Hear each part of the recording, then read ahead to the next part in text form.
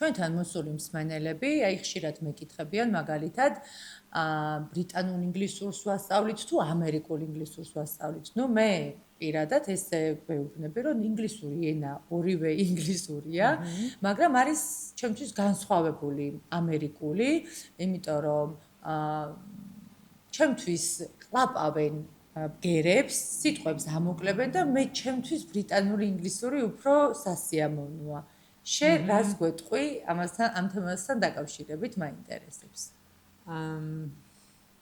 აი გამოთქმა აქცენტი. ხო, მოდი იქიდან დავიწყოთ. ეხლა შენ აქცენტზე საუბრობდი, მაგრამ პირველ რიგში მოდი განვასხვაოთ გამოთქმა და განვასხვაოთ აქცენტი.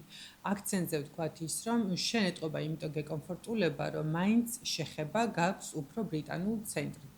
ბრიტანულ ინგლისურთან, ბრიტანულ ცენტრთან დავისთავად და ბრიტანულ ინგლისურთან, ამიტომ ეს უფრო არის შენთვის გასაგები, მაგრამ აქცენტი, ანუ რამდენი native speaking ქვეყანაც არის, ხო, ამერიკა, ჯერ მარტო ყველა შტატში აბსოლუტურად განსხვავებული აქცენტი აქვს.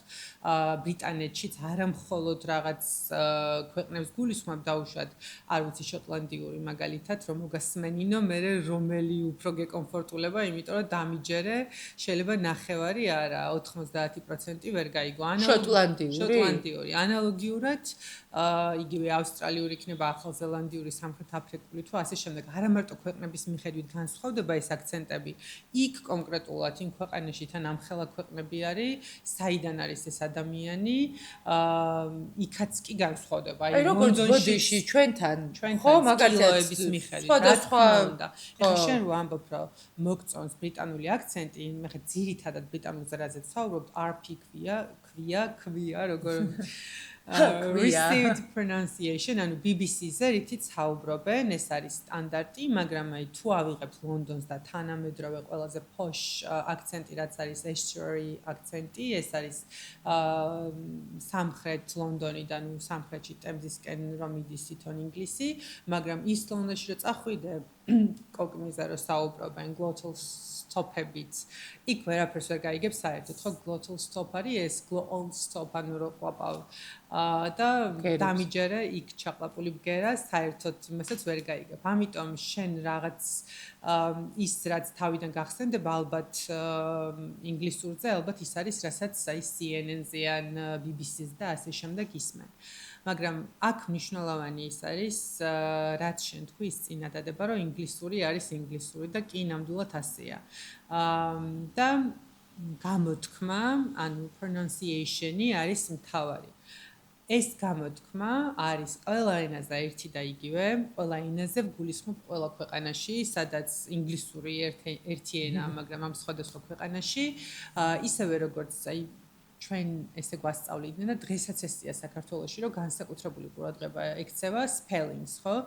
მასწავლებელი გაძლევს სიტყვებს სახში გამოსაწერად, უნდა წერო, ეს ასოთა შეთანხმება უნდა ისწავლო, როგორ იწერება და ასე შემდეგ, მაგრამ ნაკლებ ყურადღებას აქცევენ ფონეტიკას და გამოთქმას და ამასაც არანაკლებ მნიშვნელობა აქვს. მე ვიტყოდი, რომ უფრო მნიშვნელოვანიც არის გარკვეულ შემთხვევებში სწორი გამოთქმის ცოდნა, იმიტომ რომ დაწერილს წაიკითხავ მაინც და ნათქვამს შეიძლება სრულიად შეიცვალოს მნიშვნელობა. აი მაგალითად, მე ხა უცებ ყველაზე მარტივი რაც გამახსენდა, გრძელი და მოკლე ხმოვნები.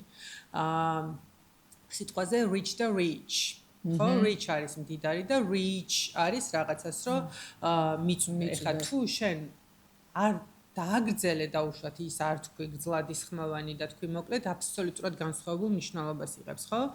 ამიტომ ტრანსკრიფციაში რო ჩაიხედო, ძალიან იშვიათი სიტყვები არის, აი იგივე ოქსფორდის ან კემბრიჯის ლექსიკონში რო ჩაიხედო, მითითებული, არ ვიცი გინახავს თუ არა, აი ამერიკული როგორ არის და ბრიტანული როგორ არის, მაგალითად tomato და tomato, ხო? ანუ ესენი განსხვავებულად გამოითქმის, მაგრამ ძირითადად სიტყვები 95% გამოთქმა pronounce-ი აქვს ერთი და იგივეს ბრიტანულსაც და ამერიკულსაც. იქ უბრალოდ მერე დამოკიდებული არის ეს იმ ადამიანის კონკრეტულ კილოკავზე წარმოშობით საიდან არის და როგორ საუბრობს.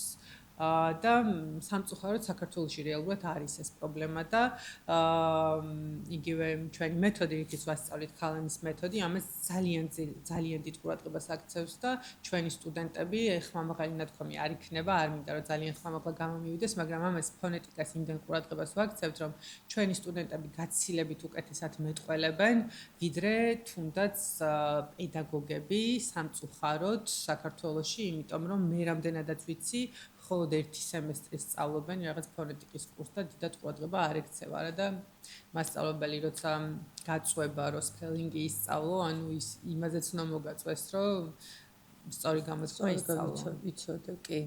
გეთანხმები.